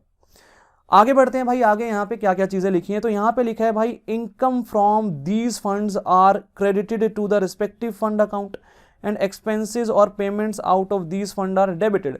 अब ये वाली बात जो है वो क्या है, इसको मैं बाद में समझाऊंगा, इसको हम स्टार मार्क कर लेंगे, स्टार ऐसे करके, ठीक है। तो ये मैंने स्टार मार्क कर लिया यहाँ पे, मतलब ये मैं बाद में आपको समझा के दूंगा। कब समझा के दूंगा, जब प्रैक्टिकली क्वेश्चन कराऊंगा ना, तब समझा के दूंगा, ठीक है। तो हमारे पास 4 इलिस्ट्रेशंस हैं यहाँ पे आगे, जहां पे हमें ये चीजें करनी है। और वो 4 इलिस्ट्रेशंस के अलावा आगे जितने भी इलिस्ट्रेशंस है सभी में फंड बेस्ड अकाउंटिंग का यूज होगा ही होगा। एनपीओ का क्वेश्चन अगर आएगा तो फंड बेस्ड अकाउंटिंग का यूज तो होगा ही होगा, ठीक है ना भाई साहब। तो इसका मतलब आगे बहुत सारे क्वेश्चन है हमारे पास समझने के लिए, कोई दिक्कत वाली बात नहीं है। आगे देखो, आगे यहाँ पे लिखा है कि accounting when done on this basis is known as fund based accounting. वो कह रहा है ऊपर ये जो तरीका बता रखा ना अकाउंटिंग करने का, इसी को फंड बेस्ड अकाउंटिंग कहा जाता है। ऊपर ये जो डिस्कशन उसने किया ना, वो बोलता है यही हमारी फंड बेस्ड अकाउंटिंग है, इसी को फंड बेस्ड अकाउंटिंग कहा जाता है। यहाँ पे हालांकि मैंने ये लास्ट वाली बात आपको अभी नहीं पढ़ाई है, तो इसको अभी पढ़ना भी नहीं है, ठीक है। जब मैं पढ़ाऊंगा तब पढ़ेंगे इसको। दोबारा से यहां तक की सारी बात देख लो। फंड क्या होता है? Fund means the amount received और set aside by NPO for any specific और जनरल पर्पस, ठीक है, वो फंड होता है हमारा। अगर स्पेसिफिक फंड रिसीव हुआ है तो उससे रिलेटेड जो इनकम है उसको भी उसी स्पेसिफिक पर्पस के लिए यूज किया जाएगा जिस पर्पस के लिए वो फंड रिसीव हुआ था। फॉर एग्जांपल, अगर मुझे किसी व्यक्ति ने बिल्डिंग फंड दिया, बिल्डिंग के लिए फंड दिया, और मैंने उस फंड को इन्वेस्ट कर दिया कहीं पे, बैंक में जमा करा दिया और उसमें मुझे ब्याज मिला, तो वो जो ब्याज मिला ना, वो भी उस बिल्डिंग को बनाने में ही लगाऊंगा, किसी और काम के लिए नहीं लगाऊंगा। तो जिस पर्पस के लिए फंड रिसीव हो रहा है उसी पर्पस के लिए फंड से रिलेटेड इनकम भी जो है यूज की जाएगी। फॉर एग्जाम्पल, अगर जनरल फंड रिसीव हुआ तो उसकी जो इनकम है वो भी जनरल पर्पस के लिए कहीं पे भी यूज कर सकते हैं, मतलब उसको, ठीक है। तो ये सब बातें यहां पे थी। आगे यहाँ पे हमने स्पेसिफिक फंड का अकाउंटिंग ट्रीटमेंट पढ़ा, स्पेसिफिक फंड का अकाउंटिंग ट्रीटमेंट पढ़ा। यहाँ पे हमने पढ़ा कि जो स्पेसिफिक फंड्स होते हैं उससे हमारी लाइबिलिटी बढ़ेगी हमेशा। स्पेसिफिक फंड से सामने वाला बंदा हमें डोनेशन देके जाएगा तो हमारी उस बंदे के प्रति लाइबिलिटी हो जाएगी। वो किसी ना किसी स्पेसिफिक पर्पस के लिए पैसा देके जाएगा। वो बोलेगा इससे पेविलियन बनवा दो, वो बोलेगा इससे बिल्डिंग बनवा दो, ठीक है, या इससे लाइब्रेरी बनवा दो। तो जब तक मैं वो काम नहीं करके दे दूंगा तब तक मेरी लाइबिलिटी रहेगी कि नहीं रहेगी, उस बंदे के प्रति लाइबिलिटी रहेगी। इसीलिए ये कैपिटल नेचर की इनकम है और इसको इनकम एंड एक्सपेंडिचर अकाउंट में रिकॉर्ड नहीं किया जाएगा, लेकिन इसको रिसिप्ट एंड पेमेंट अकाउंट में तो रिकॉर्ड किया जाएगा, क्योंकि वहां पे तो दोनों ही तरह की ट्रांजैक्शंस को रिकॉर्ड किया जाता है, चाहे वो रिवेन्यू नेचर की हो चाहे वो कैपिटल नेचर की हो। अगली बात, यहां पे ये जो ट्रांजैक्शन है इसको रिकॉर्ड किया कहां जाएगा फिर? भाई इनकम एंड एक्सपेंडिचर अकाउंट में तो नहीं किया जाएगा ना, तो कहां पे रिकॉर्ड किया जाएगा? तो इसको रिकॉर्ड किया जाएगा, इसके लिए अलग से खाता बनाया जाएगा, सेपरेट फंड अकाउंट बनाया जाएगा एक अलग से। फॉर एग्जांपल, अगर मुझे बिल्डिंग के लिए पैसा देके गया था व्यक्ति तो मैं बिल्डिंग फंड अकाउंट ओपन कर दूंगा। अगर मुझे पेविलियन के लिए पैसा देके गया था तो मैं पेविलियन फंड अकाउंट ओपन कर दूंगा। और ये जो पैसा मुझे रिसीव हुआ है ये मेरे लिए लाइबिलिटी है, इसको मैं लाइबिलिटी साइड पे शो करूंगा बैलेंस शीट के अंदर। आगे कुछ पॉइंट यहां पे मैंने जो था ये नहीं पढ़ाया, तो ये वाली लाइन को हम बाद में पढ़ेंगे। और हमें नीचे बताया गया यहाँ पे कि ये जो पूरा डिस्कशन हमने अब तक किया इसी को बोलते हैं फंड बेस्ड अकाउंटिंग, ठीक है। अब यहाँ पे ना जनरल फंड का अकाउंटिंग ट्रीटमेंट नहीं बताया इन्होंने स्पेसिफिक फंड का अकाउंटिंग ट्रीटमेंट क्या बताया कि स्पेसिफिक फंड के लिए अलग से खाता खोलो और उसको लाइबिलिटी साइड में शो करो। लेकिन जनरल फंड का क्या करेंगे भाई साहब? जनरल फंड का क्या करेंगे? तो वो अभी समझ में नहीं आया आपको, ठीक है, तो वो टाइम आने पे समझेंगे। तो अभी हमने जनरल फंड का डिस्कशन नहीं किया, मैं यहां पे लिख रहा हूं जनरल फंड का जो अकाउंटिंग ट्रीटमेंट है ना ये अभी पेंडिंग है भाई साहब, ये अभी पेंडिंग है। तो दो बातें हमारी छूट रही हैं यहाँ पे, एक तो ये जो लाइन जो मुझे पढ़ानी थी यहाँ पे, एक ये वाली लाइन मुझे पढ़ानी है, और दूसरा जनरल फंड का अकाउंटिंग ट्रीटमेंट क्या होता है ये मुझे समझाना है। तो टाइम आने पे समझाऊंगा, जितना जितना मैं पढ़ा रहा हूं उसको अच्छे से रिवाइज करना, मन में रखना। आगे देखो, आगे यहां पे क्या बोला है, not for profit organisations thus maintains a separate bank account for each fund. Donations received toward that fund are credited to the fund account along with the income while expenses are debited. अब ये ना ऊपर वाली बात कोई दोबारा लिखा है इसने, वो जो बात मैंने अभी छुड़वाई है ना, एक लाइन जो मैंने बोला अभी मैं नहीं पढ़ा रहा हूं उसी लाइन का डिस्क्रिप्शन इन्होंने दोबारा आगे दिया है हमको, ठीक है। तो ये अभी नहीं पढ़ना हमको, ठीक है, जब मैं समझाऊंगा तो इकट्ठा पूरा समझाऊंगा।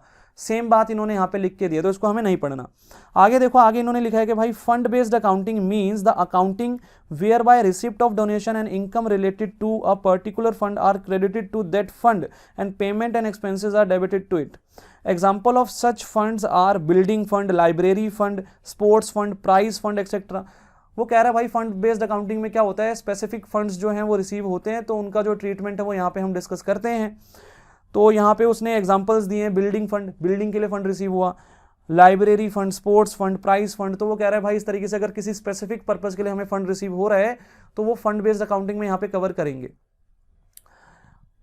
अब यहाँ पे आके थोड़ा सा मैं एक चीज बताता हूं। देखो, मैंने ऊपर डिस्कस कर लिया था, मैंने बोला कि भाई जनरल फंड को भी यहां पे कवर करेंगे, लेकिन उसने लास्ट में यहां पे आके इस पैराग्राफ में साफ साफ बोल दिया कि भाई सिर्फ स्पेसिफिक फंड की बात हो रही है, मतलब फंड बेस्ड अकाउंटिंग हमें स्पेसिफिक फंड के बारे में ही जानकारी दे रहा है। अब देखो जनरल फंड की बातें यहां पे छूटी हुई है ना, मैंने यहां पे देखो पढ़ाया भी नहीं, जनरल फंड की बातें यहां पे छूटी हुई हैं। मतलब फंड बेस्ड अकाउंटिंग का जो कॉन्सेप्ट है ना ये सिर्फ स्पेसिफिक फंड की अकाउंटिंग के बारे में हमें बता रहा है। जनरल फंड की अकाउंटिंग का यहाँ पे कोई नामो निशान ही नहीं है, कोई डिस्कशन कर ही नहीं रखा उसने यहाँ पे। तो जनरल फंड की अकाउंटिंग कैसे सीखेंगे भाई साहब? तो भाई आगे हमें एक टॉपिक दिया हुआ है यहाँ पे, ठीक है, जनरल फंड के बारे में भी हमें जो है बता रखा है। ये रहा देखो जनरल फंड, ठीक है, ये जनरल फंड के बारे में डिस्कशन हो रहा है यहाँ पे, तो वो भी हम पढ़ेंगे। तो एक काम करना, अब यहाँ पे जनरल फंड के बारे में अभी दिमाग लगा ही नहीं रहा मैंने आपको मीनिंग समझा दिया जनरल फंड का, क्योंकि अगर मैं नहीं समझाता ना तो आपको ये स्पेसिफिक फंड क्या होता है ये पता ही नहीं चलता कभी, ठीक है।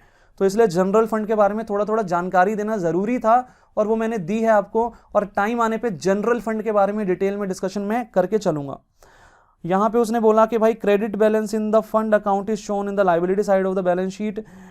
In case the balance in the fund account is debit, it is transferred to the income and expenditure account। अब ये सारी बातें जो हैं ये तभी समझ में आएगी जब मैं क्वेश्चन करवाऊंगा, ठीक है, उससे पहले ये समझ में नहीं आएगा, ठीक है ना, उससे पहले ये समझ में नहीं आएगा। तो इसीलिए अभी इसको हम छोड़ देंगे। नीचे इन्होंने जो है यहाँ पे कुछ एग्जाम्पल भी लिया हुआ है, तो ये एग्जाम्पल भी अभी समझ में आने वाली बात बिल्कुल भी नहीं है, बिल्कुल भी समझ में नहीं आएगा, ठीक है ना। तो इसको मैं कब कराऊंगा, इसको मैं तब कराऊंगा जब मैं क्वेश्चंस करा दूंगा आपको, ठीक है, क्वेश्चंस करेंगे देन ये वाली थ्योरी जो है आगे डिस्कस करूंगा मैं। और आगे हमें क्या क्या दिया हुआ है, और ये कुछ और बातें हैं लेकिन ये अभी मैं नहीं समझा सकता क्योंकि समझ में ही नहीं आएगा, ठीक है। तो 1 मिनट रुक जाओ, अब मुझे क्या क्या पढ़ाना है मैं वो थोड़ा देख लेता हूँ। देखो अब तक हमने क्या क्या पढ़ा, एक बार शांति से दोबारा, अब तक हमने क्या पढ़ा, हम फंड बेस्ड अकाउंटिंग का कॉन्सेप्ट पढ़ रहे हैं।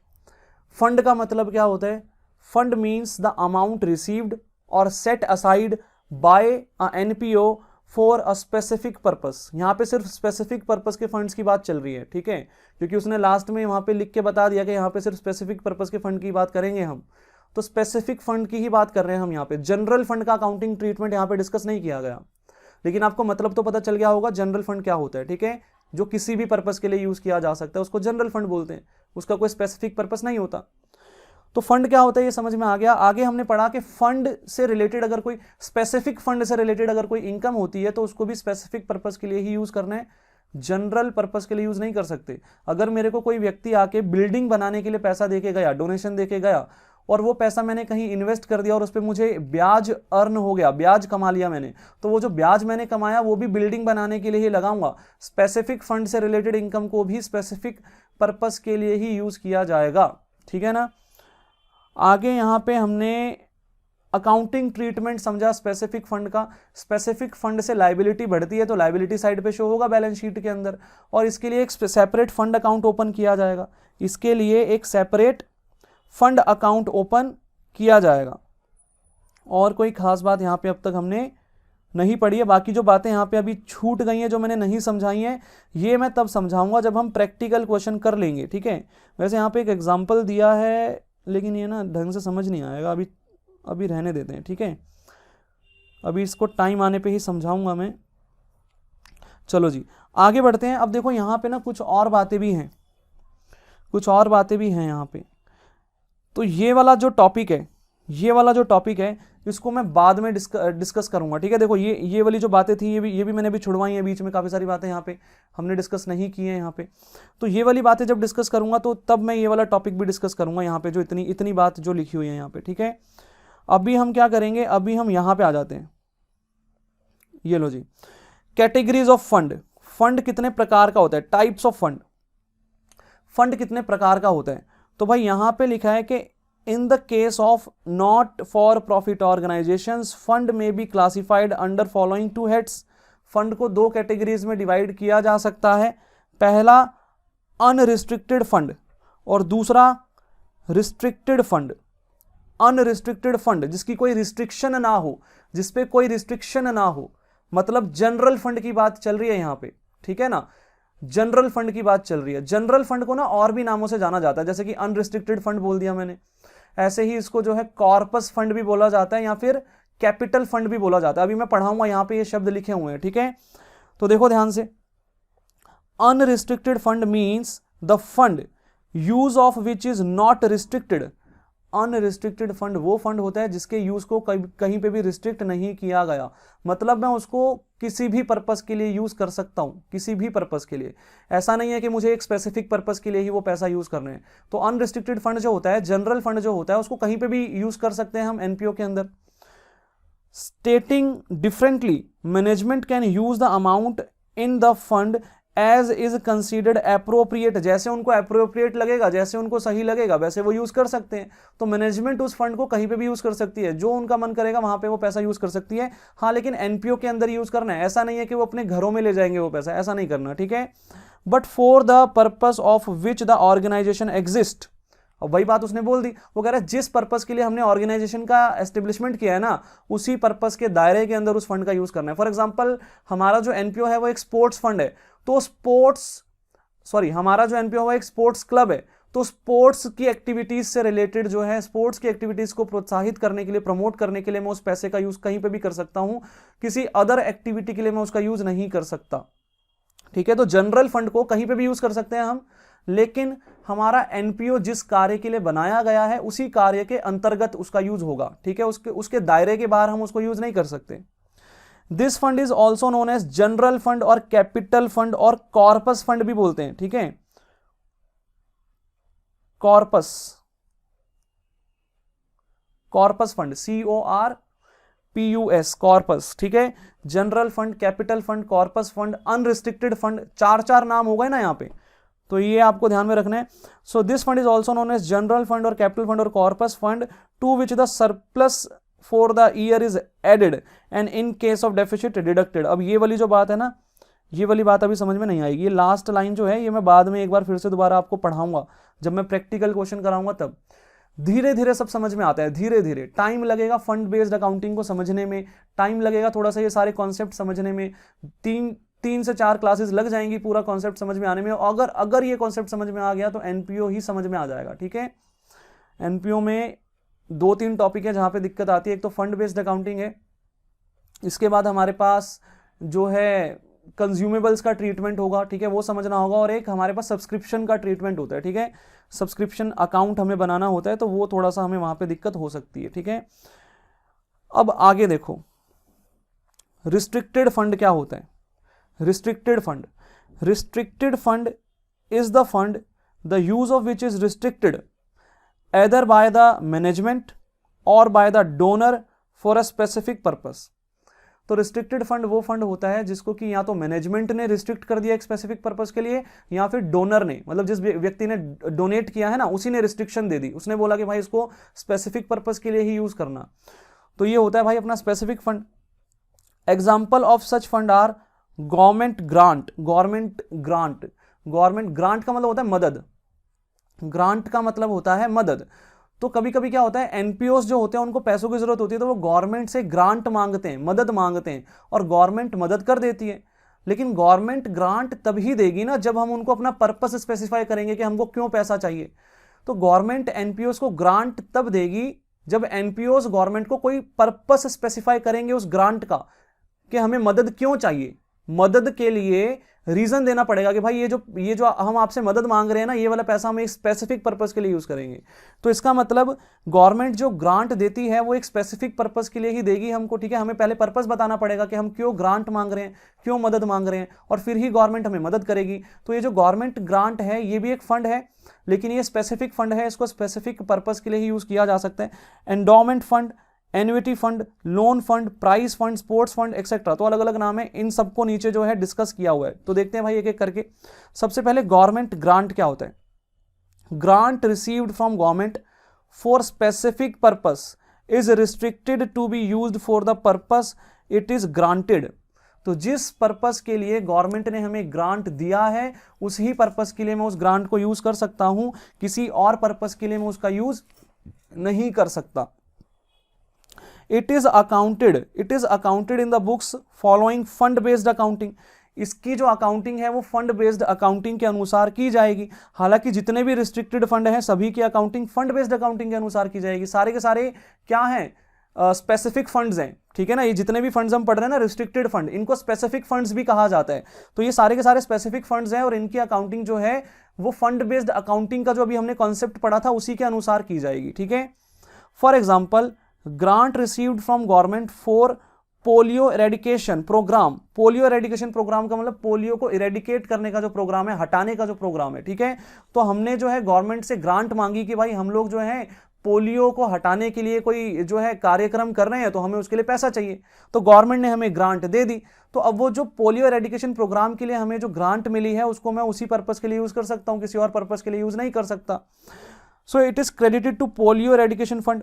मैंने अभी आपको बताया था फंड बेस्ड अकाउंटिंग के अंदर कि अगर हमें कोई स्पेसिफिक फंड मिलता है तो उसको हमें स्पेसिफिक फंड अकाउंट ओपन करके वहां पे क्रेडिट करना होता है और उसको लायबिलिटी साइड पे शो किया जाता है बैलेंस शीट के अंदर। तो वही बात वो लिख रहा है यहाँ पे, वो कह रहा है पोलियो इरेडिकेशन प्रोग्राम से जो पैसा रिकवर होगा, फंड से जो पैसा मिलेगा हमें, गवर्नमेंट ग्रांट से जो पैसा मिलेगा, इसको हम पोलियो इरेडिकेशन फंड में जो है क्या कर देंगे, क्रेडिट कर देंगे, polio eradication fund account open करेंगे और वहां पे क्रेडिट कर देंगे। तो स्पेसिफिक फंड का खाता खोला जाएगा, इनकम एंड एक्सपेंडिचर अकाउंट में इसको रिकॉर्ड नहीं किया जाएगा। And income earned related to the fund is credited to the fund while related expenses are debited. वो कह रहा है इस फंड से रिलेटेड अगर कोई इनकम होती है तो उसको भी इसी फंड में जोड़ दिया जाएगा, अगर कोई खर्चे होते हैं तो उसको इसी फंड में से घटा दिया जाएगा। अब ये वाली जो बात है ना, ये प्रैक्टिकल क्वेश्चन करने पे ज्यादा समझ में आएगी, और तब मैं एक बार दोबारा से रीड भी करवाऊंगा ये सारी बातें आपको। एंडोमेंट फंड क्या होता है? It is a fund usually of a non profit institution arising from bequest or gift, the income of which is devoted to a specified purpose. Endowment fund thus is a donation with a condition by the donor to use only the income earned from the investment of such funds for specified purpose so that the original donated amount remains intact. वगैरह endowment fund क्या होता है? Endowment fund का मतलब क्या होता है कि फॉर एग्जांपल हमारे एनपीओ में एक व्यक्ति आया, उसने हमें पैसा दिया और उसने बोला ये जो पैसा मैं दे रहा हूँ इसको कहीं पे इन्वेस्ट कर दो, उस पर जो भी ब्याज वगैरह रिकवर होगा उसको एक स्पेसिफिक पर्पस के लिए यूज करना, और ये जो फंड का पैसा है इसको बरकरार रखना, इसको यूं ही बचा के रखना। ठीक है, तो ये हमारा होता है एंडोमेंट फंड। ठीक है, आगे है एन्युटी फंड। हालांकि ये एग्जाम में कोई पूछे जाने वाली चीजें नहीं है, बट फिर भी हमें पढ़ना तो पड़ेगा यहाँ पे। एन्युटी फंड क्या होता है भाई? एन्युटी माने होता है एनुअल, एन्युटी शब्द जो है वो एनुअल से निकला। ठीक है, एनुअल, तो एनुअल फंड मान लो एक तरीके से। ठीक है, annuity fund, an annuity fund is established when a NPO receives asset from a donor with a condition to pay specified amount periodically to designated beneficiary or beneficiaries. Annuity is a fixed annual payment and usually continue only during the lifetime of the named beneficiary or for the period specified by the donor. Annuity fund donation thereafter becomes the property of the organization. अब सुनो ध्यान से, आपने कभी सुना होगा कि वृद्ध लोगों के लिए भी आश्रम होता है, वृद्ध आश्रम। ठीक है, जो बुजुर्ग लोग होते हैं उनके लिए भी आश्रम होता है, वृद्ध आश्रम। ठीक है, ओल्ड एज होम बोलते हैं ना उसको इंग्लिश में, ओल्ड एज होम। ठीक है, तो मान लो कि एक व्यक्ति ओल्ड एज होम में जाके वहां पे वो डोनेशन देता है और वो बोलता है कि भाई यहाँ पे जो मैं डोनेशन दे रहा हूँ एक स्पेसिफिक ओल्ड बंदे के लिए, उसने बोला कि इस बंदे को हर साल ये जो मैं पैसा दे रहा हूँ ना, इसमें से इस बंदे को हर साल पैसे देते रहना। तो एक बेनिफिशियरी मैंने चूज कर लिया कि ये जो ओल्ड व्यक्ति है ना ये मेरा बेनिफिशियरी है, मैं इसको बेनिफिट दे रहा हूं। ठीक है, अब क्या होगा, मैंने ये फंड का पैसा दे दिया एनपीओ को, और एनपीओ हर साल एनुअली वो जो ओल्ड व्यक्ति है जिसको मैंने स्पेसिफाई किया था उसको वो पैसा देता रहेगा हर साल, थोड़ा थोड़ा पैसा उसको हर साल देता रहेगा। ठीक है, वो फिक्स पहले हम डिसाइड कर लेंगे कि उसको कितना कितना पैसा हर साल देना है। अगर उस व्यक्ति की डेथ हो जाती है तो फिर वो पैसा जो है वो एनपीओ का हो जाएगा, फिर वो पैसा एनपीओ का हो जाएगा। ठीक है, जो बच जाएगा मतलब पैसा। अदरवाइज जब तक वो व्यक्ति जिंदा है तब तक वो पैसा कहां पे जाएगा, वो उस व्यक्ति के लिए खर्च किया जाएगा, उस बेनिफिशियरी के लिए खर्च किया जाएगा। ठीक है, तो यही सारी बात यहाँ पे लिखी है कि जब तक वो बेनिफिशियरी जीवित रहेगा, जब तक वो बेनिफिशियरी जो है वो जीवित रहेगा तब तक वो पैसा उसी पे खर्च किया जाएगा। बेनिफिशियरी की डेथ होने के बाद वो पैसा किसकी प्रॉपर्टी हो जाएगा? एनपीओ की प्रॉपर्टी हो जाएगा, फिर वो एनपीओ अपने पर्पस के लिए यूज करेगा उसको। ठीक है, तो एन्युटी का मतलब होता है सालाना पेमेंट, एनुअल पेमेंट। ठीक है, तो अगर एक व्यक्ति मेरे को पैसा देके गया और वो बोलता है कि ये पैसा इसी स्पेसिफिक बंदे पे ही यूज करना है, इसी बंदे पे ये खर्च करना है, फॉर एग्जाम्पल वो ओल्ड मैन पे खर्च करना है मुझे। ठीक है, तो मैं जब तक वो ओल्ड मैन जीवित है तब तक उस पर खर्च करूंगा, अगर कुछ बच जाता है उसकी डेथ के बाद तो वो किसका हो जाएगा? वो एनपीओ का हो जाएगा। ठीक है, तो एनुअल पेमेंट दी जाएगी उस ओल्ड पर्सन को। ठीक है, आगे है loan fund. Loan fund is set up to grant loans for specific purpose, say loan to pursue higher studies. अब मान लो मेरा एनपीओ है तो मेरे पास जो है education pursue, higher education pursue करने के लिए लोग लोन भी तो लेने आ सकते हैं कि नहीं आ सकते? ठीक है, मान लेते हैं हमारा जो एनपीओ है वो थोड़ा एजुकेशनल इंस्टीट्यूट से जुड़ा हुआ है। ठीक है, एजुकेशनल टाइप की सर्विसेज हम लोग देते हैं। आपने देखा होगा कई जगह फ्री में कोर्सेज कराए जाते हैं एनपीओज के अंदर। ठीक है, फ्री में जो है कंप्यूटर कोर्सेज होते हैं, इंग्लिश स्पीकिंग कोर्सेज वगैरह, इस तरह के कोर्सेज जो होते हैं वोकेशनल कोर्सेज कराए जाते हैं। तो ऐसा भी तो हो सकता है कि हमारा ही जो संस्था है, हमारा जो एनपीओ है ये एजुकेशन से जुड़ा हुआ है, तो कोई व्यक्ति हमारे पास आए और बोले कि भाई मुझे हायर स्टडीज करनी है और मेरे पास पैसे नहीं है, आप लोग मुझे लोन प्रोवाइड कीजिए, आप तो एनपीओ हैं, आप तो मदद करेंगे, नॉट फॉर प्रॉफिट ऑर्गेनाइजेशन है। तो अगर हम लोन फंड अलग से रखते हैं तो वो लोन फंड का पैसा हम कहां पे यूज करेंगे, ऐसे लोगों को लोन देने के लिए यूज करेंगे, ठीक है। तो लोन फंड क्या होता है, हमने पैसा सेट असाइड कर दिया और वो जो पैसा है वो हम लोगों को लोन देने के लिए यूज करेंगे, जैसे फॉर एग्जांपल हम एजुकेशन लोन दे देंगे किसी को, ठीक है। तो इस तरीके से यहां पे लोन फंड जो है वो लोन देने के लिए जो है हम लोग जो है बना के रखेंगे। ये भी एक स्पेसिफिक फंड हुआ कि नहीं हुआ, स्पेसिफिक फंड हुआ। आगे है fixed asset fund. Fixed asset fund is a fund earmarked for investment in fixed asset or already invested in fixed asset. For example, fixed asset fund is building fund. Amount invested in fixed asset during the year is transferred to capital fund. अब सुनो भाई ध्यान से, fixed asset fund क्या होता है भाई, जो फिक्स्ड एसेट के लिए बनाया जाता है। फॉर एग्जांपल बिल्डिंग फंड हो गया, फर्नीचर फंड हो गया। तो किसी भी एक स्पेसिफिक फिक्स्ड एसेट को क्रिएट करने के लिए अगर मैंने कोई फंड बनाया तो वो क्या होगा, मेरा फिक्स्ड एसेट फंड होगा। बात खत्म, ठीक है। ज्यादा वहां पे दिमाग लगाने की कोई आवश्यकता नहीं है, ये एक स्पेसिफिक फंड हुआ हमारा। और क्या करना है भाई, यहां पे amount invested in fixed asset during the year is transfer to capital fund. ये मैं प्रैक्टिकली जब क्वेश्चंस कराऊंगा तब ये वाली बात आपको समझ में आएगी। आगे है प्राइज फंड। तो भाई प्राइज फंड जो है वो प्राइज का डिस्ट्रीब्यूशन जब हम करते हैं तो उसके लिए हम फंड बना के रखते हैं। हम जो है अच्छे कभी कभी क्या होता है, देखो मैं समझाता हूं। एनपीओस जो है ना, वो एनपीओस क्या करते हैं कभी कभार, जैसे कि स्पोर्ट्स क्लब की अगर बात करें तो वहां पे कॉम्पिटिशन्स होते रहते हैं। सिर्फ स्पोर्ट्स क्लब की बात नहीं करते, एजुकेशनल एनपीओस जो होते हैं ना, वो लोग भी क्या करते हैं, वो लोग भी जो है अपने स्टूडेंट्स का क्या करते हैं, टेस्ट वगैरह लेते हैं और उसके बेसिस पे जो है मेरिट लिस्ट निकाल के उनको अवार्ड देते हैं वो, ठीक है, प्राइज देते हैं उनको। तो प्राइज देने के लिए भी पैसा चाहिए ना, तो प्राइज देने के लिए जो पैसा चाहिए उसके लिए अलग से फंड बनाया जाता है, प्राइज फंड। तो वही बात यहां पे है कि prize fund is a fund set up to use for distribution as prizes, से फॉर अचीवमेंट्स और contributions to the welfare of the society, ठीक है। तो प्राइजेस बांटने के लिए जो फंड बनाया जाता है उसको प्राइज फंड बोलते हैं। बस यहीं तक की बात थी, ठीक है। तो ये कुछ टाइप के फंड्स हैं, ये थ्योरेटिकली पेपर में मुझे नहीं लगता आएंगे, ठीक है, लेकिन आप पढ़ लेना, आपको इनका मतलब पता होना चाहिए कि लोन फंड क्या होता है, फिक्स्ड एसेट फंड क्या होता है, प्राइस फंड क्या होता है, ठीक है। जितने भी हमने यहाँ पे नाम पढ़े हैं ये सब हमारे स्पेसिफिक फंड होते हैं, ये बात ध्यान रखना, ठीक है ना। अगर मैं बोलता हूँ गवर्नमेंट ग्रांट एक स्पेसिफिक फंड है तो हाँ भाई गवर्नमेंट ग्रांट एक स्पेसिफिक फंड है, ये आपको याद होना चाहिए। एंडोमेंट फंड एक स्पेसिफिक फंड है, ऐसे ही एन्युटी फंड एक स्पेसिफिक फंड है, लोन फंड एक स्पेसिफिक फंड है, फिक्स्ड एसेट फंड एक स्पेसिफिक फंड है, प्राइस फंड एक स्पेसिफिक फंड है। तो आपको इनके नाम याद होने चाहिए, हाँ भाई ये स्पेसिफिक फंड है, इतना आपको पता होना चाहिए, ये जनरल फंड्स नहीं है। क्लियर है यहां तक की बात। अब यहां पे कुछ क्वेश्चंस हमें करने हैं, आज तो अपना टाइम थोड़ा लंबा हो जाएगा और नेक्स्ट क्लास में अब हम क्वेश्चंस स्टार्ट करेंगे। और काफी सारे यहां पे ना प्रैक्टिकल रिलेटेड थ्योरी बीच बीच में लिखी थी जो मैंने अभी नहीं पढ़ाई आपको, तो वो practical related theory next class में हम लोग डिस्कस करेंगे। उम्मीद करते हैं कि नेक्स्ट क्लास जो है उसमें मैं 4 के 4 इलिस्ट्रेशन जो फंड बेस्ड अकाउंटिंग से रिलेटेड है ये कवर कर दूंगा, ठीक है। तो कोशिश मेरी पूरी रहेगी कि मैं सिंगल क्लास लेके, चाहे वो 2 घंटे की हो 2.5 घंटे की हो, एक अच्छी बढ़िया क्लास लेके और जितना टाइम लगना चाहिए ना एप्रोप्रिएट टाइम लेके वो सारी चीज़ें जो है वहाँ पे डिस्कस करके दूंगा आपको।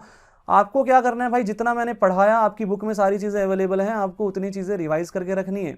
अगर आप साथ साथ रिवीजन नहीं करेंगे तो पढ़ाई अच्छे से नहीं होगी, फिर मैं भी कुछ नहीं कर पाऊंगा, ठीक है ना। मैं तो तब तक ही साथ दे पाऊंगा जब तक आप लोग पढ़ेंगे, आप लोग साथ देंगे। अगर आप ही नहीं पढ़ेंगे, जैसे कि आप में से कई लोगों ने अभी तक मुझे होमवर्क नहीं भेजा डिसोल्यूशन का, ठीक है, कई लोगों ने क्या, एक ने भी नहीं भेजा यार, कई लोगों की तो बातें छोड़ो, एक भी बच्चे ने होमवर्क नहीं भेजा मुझे, ठीक है। तो ऐसा अगर चलता रहा तो ये तो फिर मैं कुछ नहीं कर पाऊंगा इसमें, ठीक है, मैं कुछ नहीं कर पाऊंगा इसमें। आप लोग जब पढ़ेंगे नहीं, आप लोग होमवर्क नहीं करेंगे, डाउट्स नहीं पूछेंगे, तो मैं कितना भी एफर्ट लगा लूँ ना उसको कोई वैल्यू ही नहीं होगा। और अल्टीमेटली क्या होगा, अल्टीमेटली फिर बाद में मेरा ही लॉस है इसमें, ठीक है। आप लोगों का तो क्या है, आप लोगों ने अगर नहीं पढ़ना तो आपको पता है हम नहीं पढ़े, हमारे मार्क्स इसलिए नहीं आए क्योंकि हम पढ़े नहीं, ठीक है ना। आपको तो सेटिस्फेक्शन मिल जाएगी ना कि हमने पढ़ाई नहीं की थी इसलिए मार्क्स नहीं आए, बट मेरे को जवाब देना पड़ेगा आपके पेरेंट्स को, ठीक है। तो आप लोग प्लीज़ पढ़ लीजिए, अदरवाइज मैं थोड़ा स्ट्रिक्ट हो जाऊंगा, फिर अच्छा नहीं लगेगा, ठीक है, फिर वही जो है बच्चे बुरा मान जाएंगे कुछ, ठीक है ना। तो आज की क्लास में यहीं पे ख़त्म करता हूँ और जितना भी मैंने पढ़ाया है थ्योरेटिकली पूरी क्लास रही है हमारी, कुछ भी प्रैक्टिकल हमने यहाँ पे नहीं पढ़ा, स्टार्टिंग से लेके एंड तक अभी 1 घंटे से भी ऊपर हो गया और सारा थ्योरी का ही डिस्कशन था। अच्छे से रिवाइज कर लेना भाई, अच्छे से। ये थ्योरी आती होगी ना अगर, तो प्रैक्टिकल में दिक्कत आएगी ही नहीं, अगर थ्योरी आती होगी तो प्रैक्टिकल में दिक्कत आएगी ही नहीं, और अगर थ्योरी नहीं आएगी ना ये वाली, तो प्रैक्टिकल में दिक्कत ही दिक्कत आएगी, समझ ही नहीं आएगा, दिक्कत तो छोड़ो समझ ही नहीं आएगा, ठीक है, समझ आएगा ही नहीं। तो आज की क्लास यहीं पे खत्म करते हैं, 4 इलिस्ट्रेशन हमारे रह गए हैं, वो हम नेक्स्ट क्लास में जो है कवर अप करेंगे। और tata bye bye, see you later. खत्म करते हैं भाई डिस्कशन अपना।